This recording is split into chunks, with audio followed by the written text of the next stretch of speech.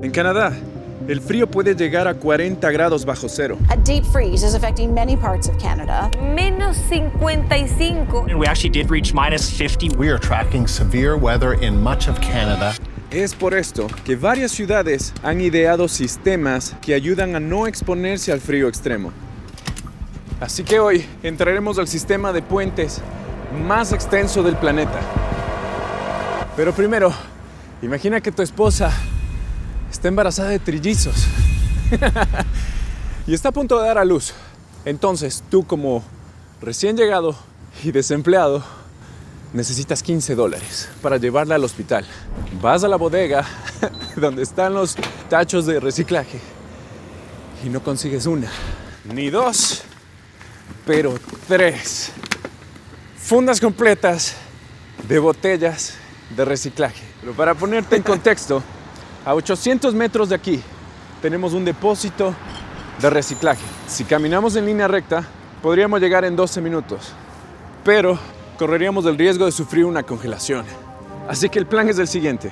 Entraremos por la puerta principal del Parque McDougall para tomar 12 puentes que atraviesan más de 15 edificios y luego caminar un bloque hasta llegar a nuestro destino. La pregunta acá es, ¿llegaremos a tiempo o solamente sacaremos las botellas a pasear? Hoy nos vas a acompañar al Plus 15, el Skywalk de Calgary.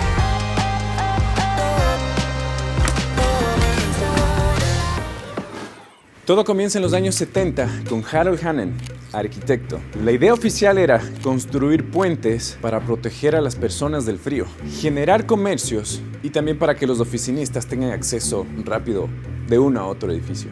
Pero si vemos la planificación de la ciudad, notaremos que la idea principal fue separar a los autos de las personas. Es así como aceleras el tráfico. ¿Y por qué aceleraban el tráfico o querían acelerar el tráfico? Es porque en los años 60, 70 tenían la mentalidad de que el auto iba a ser el futuro. Es por eso que hay muchas ciudades en Norteamérica que necesitas un auto para poder moverte. A ver, pero ¿por qué se llama Plus 15? Es porque estamos a 15 metros. De hecho, son 15 pies. Y aunque Canadá utiliza el sistema métrico, este fue implementado en 1975, es decir, 5 años después de ponerle nombre al sistema.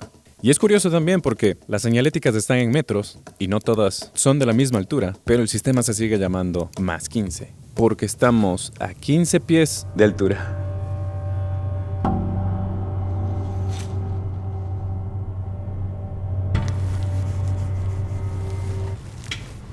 Ok, pero para darle vida al proyecto pensaron en 2 opciones. Túneles como los que ya habían hecho en Toronto y en Montreal, o puentes, que primero era lo más barato y segundo no afectaba tanto a la movilidad de la ciudad. Pero ya a lo mejor te preguntas cuánto costó.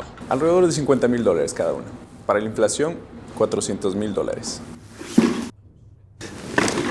Su competidor directo es la ciudad de Minneapolis. Tiene aproximadamente 15.3 kilómetros de extensión. Y es que la gente igual se pone a veces muy específica con esto de los récords. En este caso es uno de los más específicos que he escuchado. Ahí te va.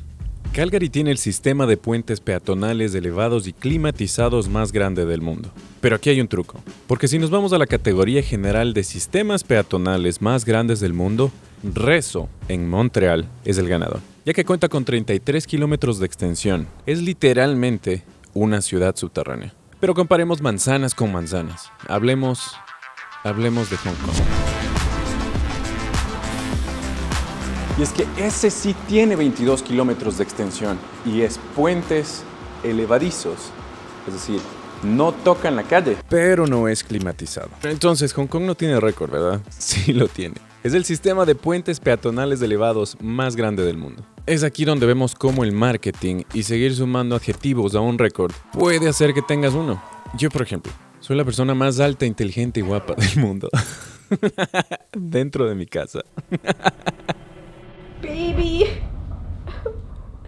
where are you?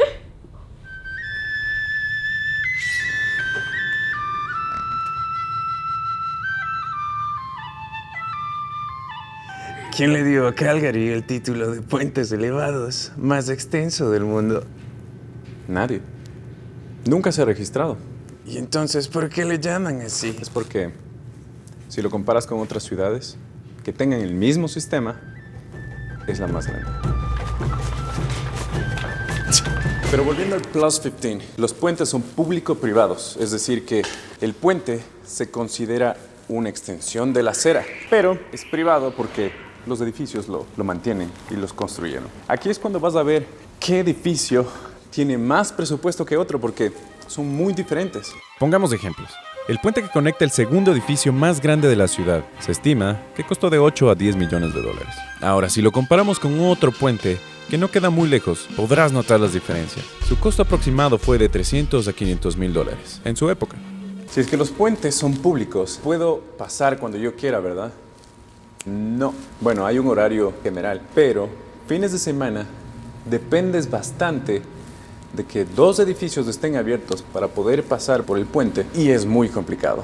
Y es que acá tenemos el más claro ejemplo. Mira, se supone que debería estar abierto de 6 de la mañana a 9 de la noche, pero no se puede. Aquí sí tengo que serte sincero. El depósito cierra a las 5:30, son Traté de grabar 2 veces el video, las 5. pero no pude porque siempre estaba cerrado. Suponía que debíamos entrar por ahí. Aquí es cuando uno se pregunta, ¿y si es tan bueno, por qué lo cierran? Es por los negocios. El centro de Calgary, a diferencia de otras ciudades, no es residencial. Y si te fijas, son puros rascacielos de oficinas vacías. Esto hace que varios edificios cierren después del horario laboral, porque no quieren lidiar con personas sin hogar o consumidores. Calgary se siente como que le faltara un alma. Esto es un efecto secundario de tener todo el flujo de personas y el movimiento económico en el segundo piso. Como consecuencia, y otros factores que igual aportan al problema, vemos muchos locales en perpetua búsqueda de inquilinos. Es por esto que hay discusiones que sugieren cerrar los puentes para que la gente se vea obligada a bajar. Porque al tener a toda la gente en el segundo piso, haces que la calle se vea así. Aniquilas los negocios y el centro de la ciudad no se siente con vida.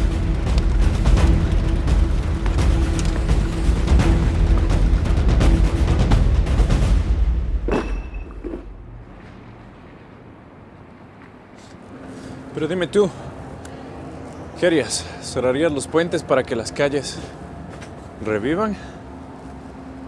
¿O simplemente no bajarías jamás al primer piso? Te leo en los comentarios.